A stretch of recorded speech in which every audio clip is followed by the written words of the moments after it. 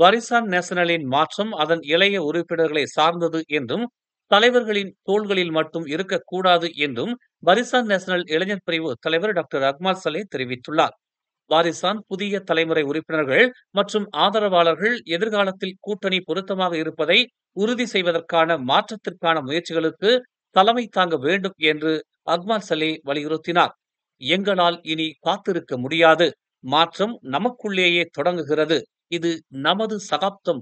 அதை நம் வழியில் வடிவமைப்போம் என்று கோலாலம்பூரில் உள்ள உலக வர்த்தக மையத்தில் இன்று நடைபெற்ற பாரிசானின் 50வது ஆண்டு விழாவில் அவர் தெரிவித்தார். எம்சிஏ இளைஞர் பிரிவின் தகவல் பிரிவு தலைவர் நியோ சு செயோங் பாரிசான் நேஷனல் இளைஞர் தகவல் தொடர்பு இயக்குநராக நியமிக்கப்பட்டுள்ளார். எம்சிஏ, எம்ஐசி மற்றும் பிபிஆர்எஸ் இளைஞர் பிரிவு தலைவர்கள் தன்னிடம் அளித்த நம்பிக்கை மற்றும் பொறுப்புக்கு நியோ நன்றி தெரிவித்தார். கூட்டணிக்கு புத்துயிர் அளிக்க முயற்சிகளை மேற்கொள்ள வேண்டும் என்று அவர் கேட்டுக் கொண்டார். நாம் நமது ஒற்றுமையை வலுப்படுத்தி பரிசான் நேஷனலை மீண்டும் கட்டி எழுப்ப வேண்டும் என்றும், அயராது உழைக்க வேண்டிய நேரம் இது என்றும் அவர் கூறினார்.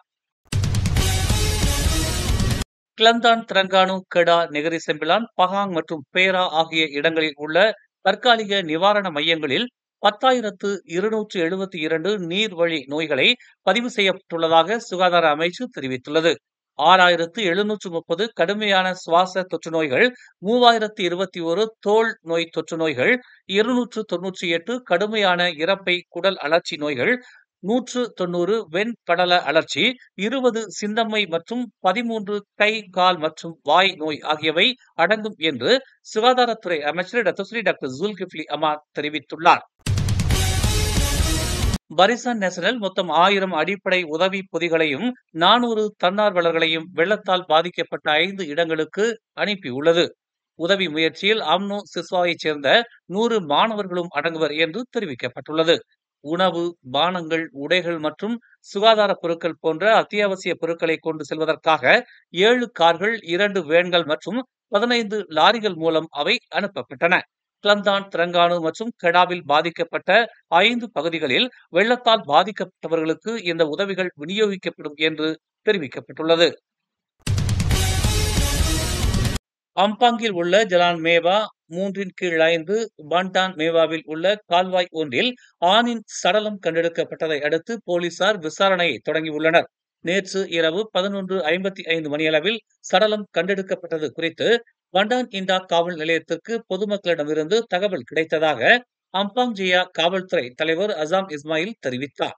இறந்தவர் 58 வயது உள்ளூர் நபர் என்று அடையாளம் காணப்பட்டுள்ளதாக அவர் கூறினார். புக்கிட் அமானின் தடயவியல் குழு இறந்தவரின் முகம் மற்றும் தலையில் காயத்தின் அறிகுறிகளை கண்டறிந்ததாக அவர் கூறினார். 6 மாநிலங்களில் வெள்ள நிலைமை முன்னேற்றம் கண்டுள்ளதாக தெரிவிக்கப்பட்டுள்ளது. தற்காலிக நிவாரண மையங்களில் இருந்து வெளியேற்றப்பட்டவர்களின் எண்ணிக்கை நேற்று இரவை விட இன்று காலை குறைந்துள்ளது. கிளந்தான் தொடர்ந்து அதிக எண்ணிக்கையில் வெளியேற்றப்பட்டவர்களை பதிவு செய்து வருகிறது. நேற்று இரவு 7,600 இருந்த மொத்த வெளியேற்றம் இன்று காலை 6,269 குறைந்துள்ளது. 18 நிவாரண மையங்கள் இன்னும் செயல்படுவதாக பெர்னாமா தெரிவித்துள்ளது. சரவாக்கில் சுமார் 250 மில்லியன் ரிங்கிட் மதிப்பிலான கட்டுமான திட்டங்களை பாதுகாப்பதில் ஊழல் செய்ததாக சந்தேகத்தின் பேரில் டத்தோ பட்டம் கொண்ட ஒரு நிறுவன இயக்குனர் மற்றும் அரசு ஊழியர் ஒருவர் சரவாக்கின் கூச்சிங்கில் தடுத்து வைக்கப்பட்டுள்ளனர். 40 முதல் 50 வயதுக்கு உட்பட்ட இருவரும் வியாழக்கிழமை முதல் 5 நாட்களுக்கு விளக்கமறியலில் வைக்கப்பட்டுள்ளதாக மலேசிய லஞ்ச ஊழல் தடுப்பு ஆணையத்தின் ஆதாரம் தெரிவித்துள்ளது.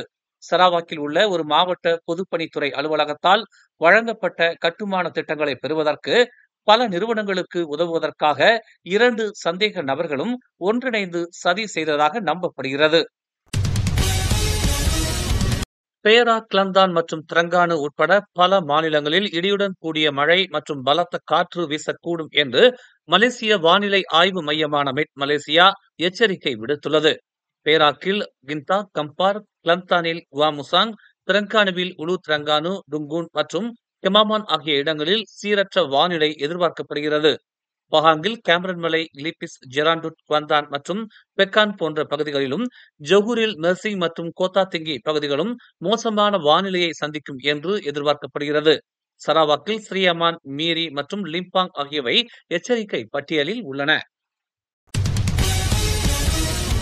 மேலும் செய்திகளை தெரிந்து கொள்ள தமிழ் மலர் நாளிதழை பாருங்கள். உடனுக்குடன் செய்திகளை தெரிந்து கொள்ள தமிழ் மலர் இணையதளம், தமிழ் மலர் செயலி மற்றும் மலர் டிவி யூடியூப் சேனலை வலம் வாருங்கள். எங்களோடு இணைந்திருக்க மலர் டிவியை பதிவு செய்து கொள்ளுங்கள். உறவுகள் மகிழ்ந்திட விருப்பம் மற்றும் பகிர்வு சேவையை சொடுக்கிடுங்கள்.